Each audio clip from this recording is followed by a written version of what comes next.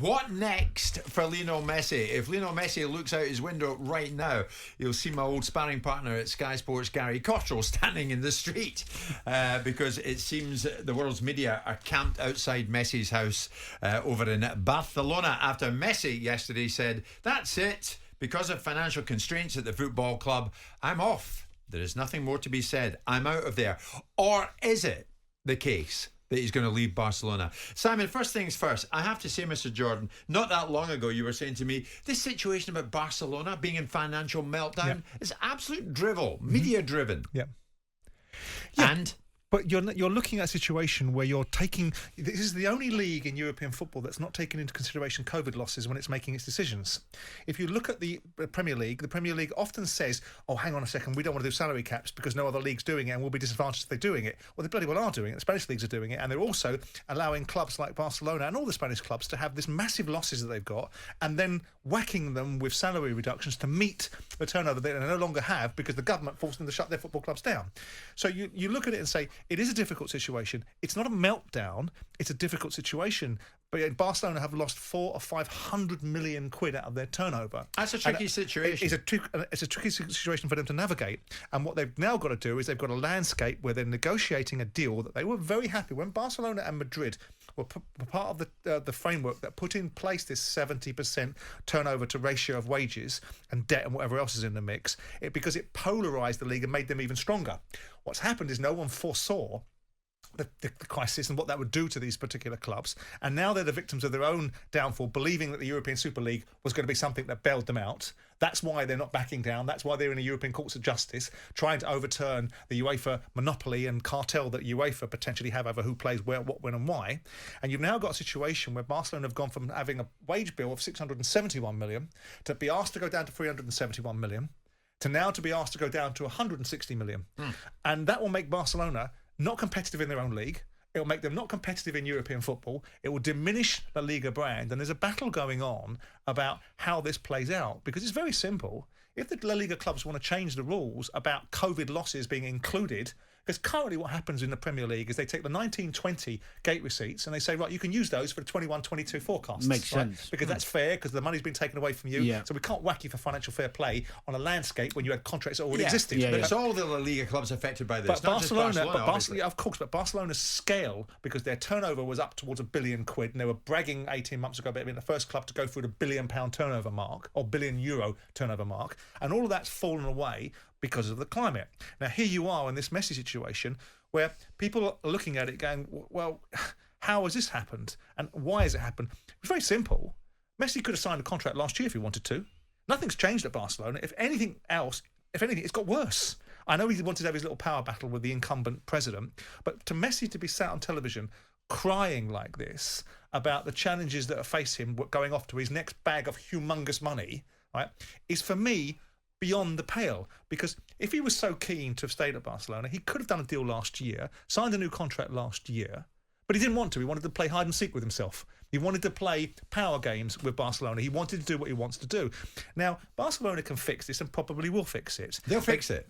They can pay players up. They can sell players if they want to. They can move players along. And more importantly, they can probably negotiate with La Liga to say, hang on a second, if we get 300 million back of our turnover that we've lost through no fault of our own, right, then we get another 210 million pounds of wages. But wait a minute, you honestly said to me that would have to be a rule for everybody, though, wouldn't and it? that's what I think will happen. Yeah. But after the tearful farewell yesterday, are you actually saying to me Messi can stay? I think there's a power game. I think there's a negotiation going on, clear and simple. There's a negotiation going on with Lionel Messi's dad, with La Liga, Barcelona, and PSG all being pitted into the middle to try to find a solution which is the very best solution for guess who? Lionel Messi, right? Because if you look at the dynamics of what this guy's being paid and whether he's the best player in the world or not is irrelevant. The quantum of money that is being paid, there is a love affair between Barcelona and Lionel Messi, and at the centre of that love affair is Barcelona have paid him more money than anybody else would have ever paid him. He may well love being in Catalonia. He may well have been there since he's 13 years of age, but what's helped that has also been the inordinate, extreme, obscene amounts of money they've been prepared to pay him. So when I sit there and watch this situation yesterday, To me, I don't feel any empathy for him. I don't sit there and go, oh, it's terrible for you to be travelling off to PSG, to the next circus where you can get paid an inordinate amount of money. But by the same token, you are in part responsible for the reasons why this situation has manifested itself, because you could have... Barcelona knew the challenges that they had. Messi, if he's got any brains about him and the advisors around him, would have known the challenges that they had. They believe that they could bring La Liga to heel because Messi operates at such an icon status that they believe it will take down the value of the Spanish leagues if Messi's not playing in it. Well, that will happen someday, won't it? So in layman's terms, for the listeners, really, what you're saying is that if La Liga do what they're asked to do, or do what Barcelona and Messi want, then Messi can stay. In terms of the COVID losses being brought forward. Well, that's part of the discussion, or dispensation for the fact that this is a difficult one for everyone to swallow, right? But the Lionel Messi factor is stardust on La Liga. It does attract an immense amount of attention and value around the world, which benefits La Liga. Which benefits La Liga. So what they're initially asking for is the naive perspective that we will just push this through because... And what Barcelona did was offer him a 50% of his salary, which, by the way, is still obscene amounts of money, on a 5-year contract, taking him up to the age of 39 years of age, where he'll be on £30 million a year at 39 years of age, right? Well played. And they believed... Well played to him, but... That's what I mean. Yeah. But they believed that La Liga would back down. I still believe that there is another spin of the dice here, another turn of the wheel, and I would be very surprised if he doesn't stay at Barcelona. Well, I tell you what, I would. News coming into us now that actually might bolster that argument, because we're just hearing that recently signed Sergio Aguero is out for 2 months, injured. Right. So all of a sudden... But they can't even register him, though, can they? They can't even register Aguero. They haven't even registered him as a player. Right. They can't. They are not allowed under the current La Liga rules, because their salary cap is at such a level. They can't even register any new players. They can't register. They've signed 4 players. They can't register any of them unless they're being paid nothing. And they can't pay them nothing. They're not allowed to be paid nothing. They've got to be paid something. Not that long ago, you said that wasn't really an issue. What?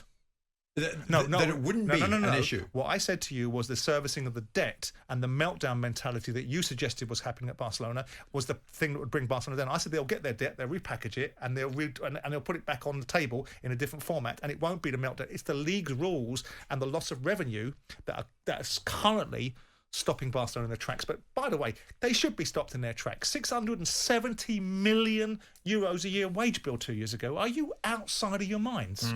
So how would this likely to be a domino effect in the fact that now this has happened with Barca and Messi? Are we looking at something similar maybe at Madrid or Atletico in terms of what they've done with their wage bills? Well, their wage bills were never as high as Barcelona's. Nowhere near. And they don't have the same challenges. But what it will do is, what they're trying to do is bring to the end the practice of the things like Madrid did when they couldn't qualify for the Champions League because their finances weren't in order. So they sold the piece of wasteland back to the municipality for 150 million euros or something to be able to meet their obligations.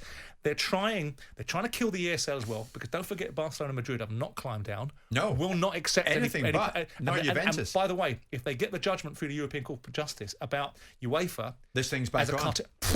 Believe it's back on, and it will be back on anyway. And the reasons why Barcelona and Madrid were prepared to allow this 70% turnover to ratio of wages to turnover ratio, which also includes part of debt coming in, and because Barcelona's debt situation hasn't been resolved, Barcelona get rid of a couple of players, resolve their debt structuring, they will be able to re-sign Lionel Messi.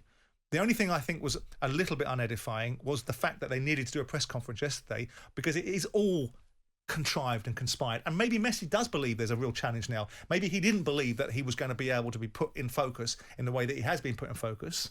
And maybe he does think there's a real challenge for me now that actually I didn't want this. I called this on. I called it on last year. I played silly buggers with everybody last year because I didn't like the president of the football club. The club's in a worse state, at a worse season than even he would have forecasted, and yet he wants to re-sign for Barcelona. Percentage-wise, Simon, percentage-wise, what chance Messi stays?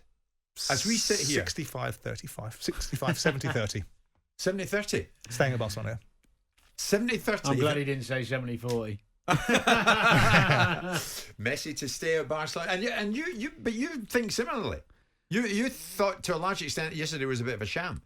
Well, no, it's not about being a sham. It's about looking at the bigger picture, and what Simon's just articulated there very well is what I believe, and reading between the lines and all the articles and looking at it, it's a power play.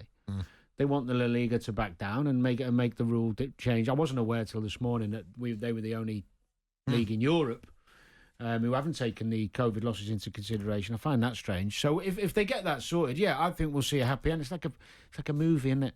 It's like a happy ending. It's going to be. And you're the sort of guy that always wants a happy ending. Well, Mr. Murphy, we all don't you? love a happy ending, don't we? Right, come over here and give me a hug. Jim White and Simon Jordan. Monday to Thursday morning, 10 till 1. On AM, on DAB, via the talkSPORT app, and on your smart speaker. talkSPORT.